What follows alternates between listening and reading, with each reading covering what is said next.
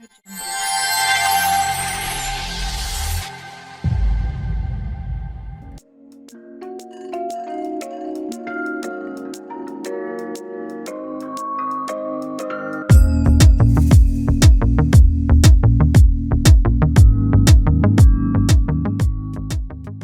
you have a 2003 to a 2006 Cadillac Escalade? Well, I just picked up a 2004 Cadillac Escalade ESV. Now, if you're new to my channel, welcome back. But if you're new, well, welcome. You'll definitely want to subscribe to my channel because I'll show you how to save tons of money doing your own repairs on your Cadillac Escalade.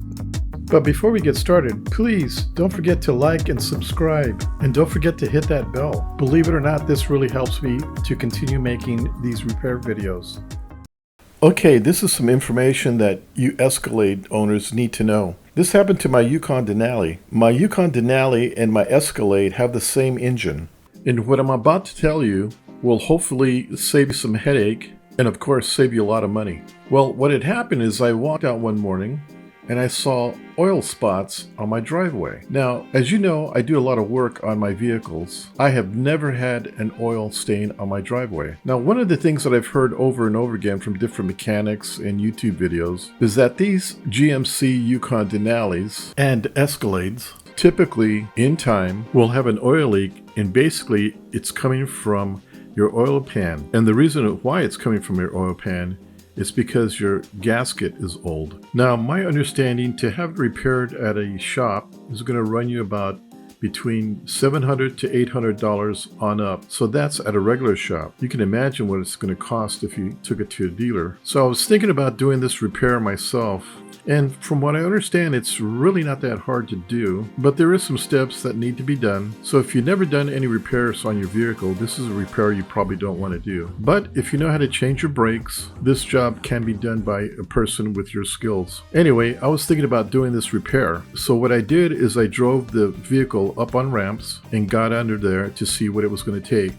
The first thing I noticed, there was a lot of oil under the engines, as you can imagine. And as I was inspecting to see what needs to be done, one of the things I noticed was that the oil filter was loose. Now, I know for a fact that I tightened that oil filter down tight, maybe a little too tight. Well, this dang thing got loose. And that's where my oil was coming from. So what I did was tighten it up really tight. Well, now I'm going to keep an eye on it to make sure that it doesn't leak again from the oil filter. So that's one of the things, if you can, get underneath and double check first before you take it anywhere to see if your oil filter is loose.